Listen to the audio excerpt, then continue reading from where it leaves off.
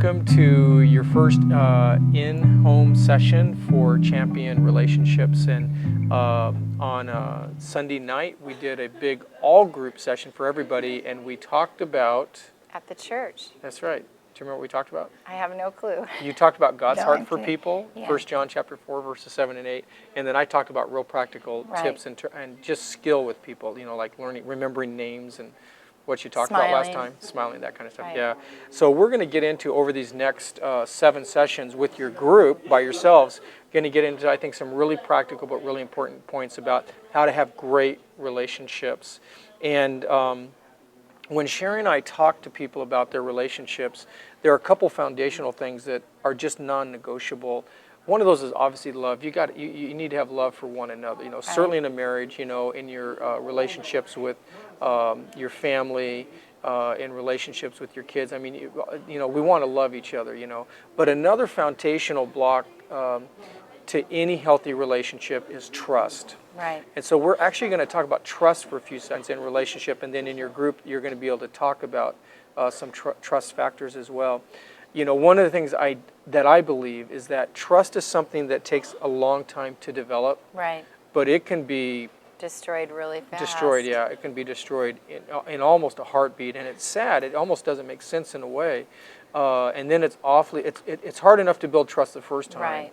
But to recapture it a second time is even more difficult. That being said, we serve a God who is the God of the impossible. Right. Trust can absolutely be regained Right. if they're willing to forgive and move forward.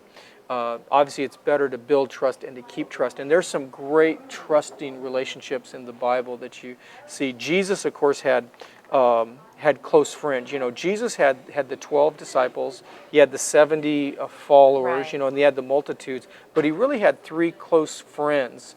Not to be exclusive, but that's just kind of a normal part of being human. And Jesus was fully God and fully human. But he had Peter, James, and John who were his really close friends.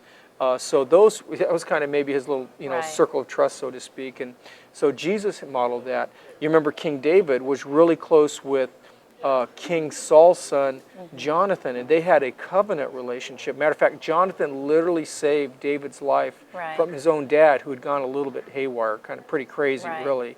And that's how close they were.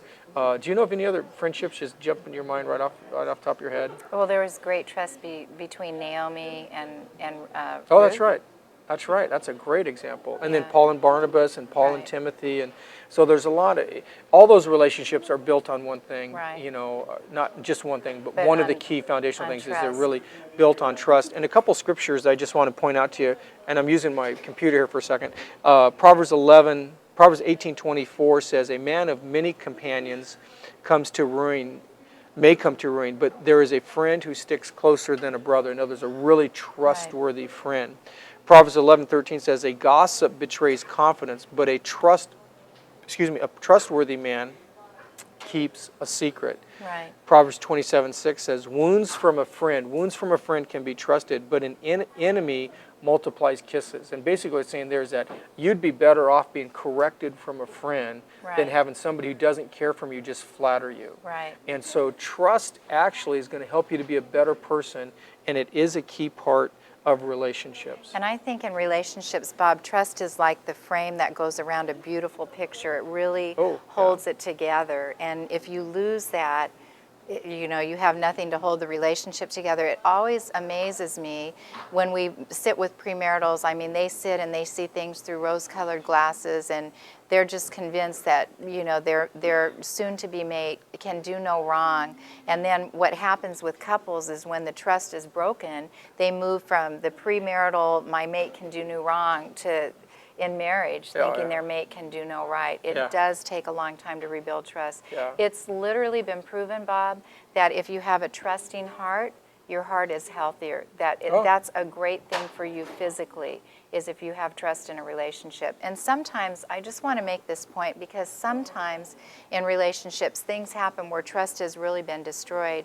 And what I love about God is He's a resurrection God. Where there's death, He brings life. And I encourage you, if you're in a relationship where the trust has just torn things apart, you can start all over through the Lord. That's great.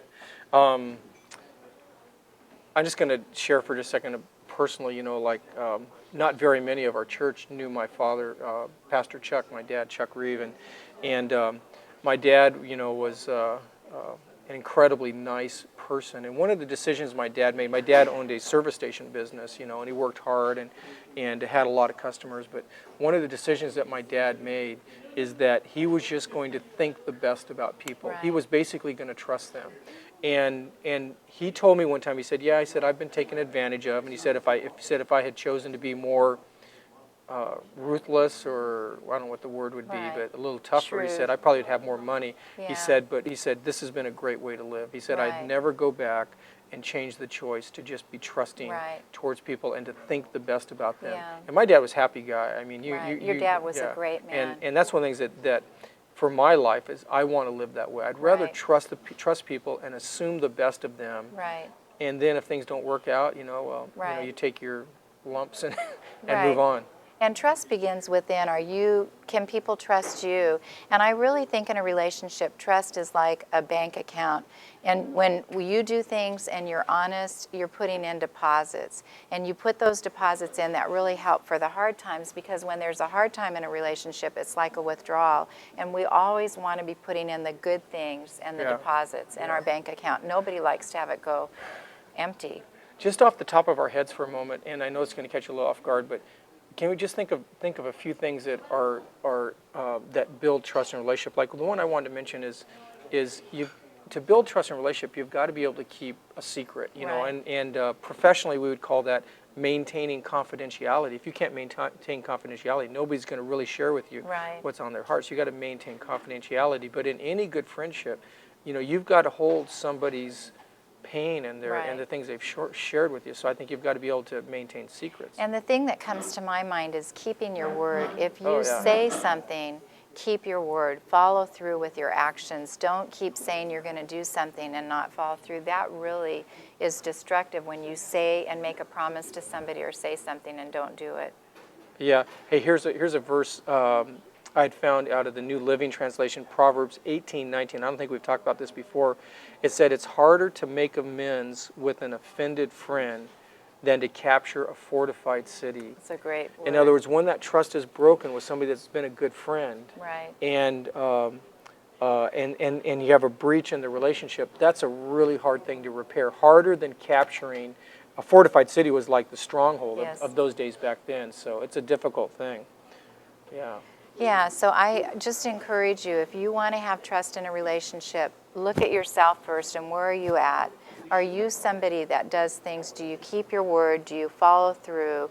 Do you make promises that you really follow through with, you know, promises to Yep. your spouse, your friends, work or whatever? Yeah. You know, is your word gold? And Yeah. are you honest and a person of integrity? Yeah.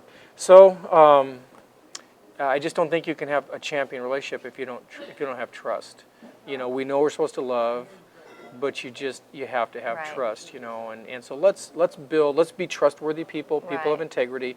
None of us are going to be perfect, and we're going to talk about forgiveness later Right. on, which is good Which news. is a good word. But we have to have trust in And relationships. I think in a relationship, if you're rebuilding trust, I encourage you to start over. Let go of the past and don't bring up the past. But we'll be bringing a word to you about that in the next session. Yeah. Hey, one final thing I just want to share with you as we close session 2 and you get into your discussion. The common denominator in all your relationships is you. And so if your relationships have a pattern, you can point the finger at everybody else. But the reality is you're the common denominator. So maybe you should look at the one finger pointing back at you and start to become more aware of what you're doing in relationships that might be affecting them, both for the good or for the bad. I know that's kind of a tough word to say, but that's the one thing that's absolutely within your control, is to do something about you, right? Good word. Very good word. We'll see you at session 3.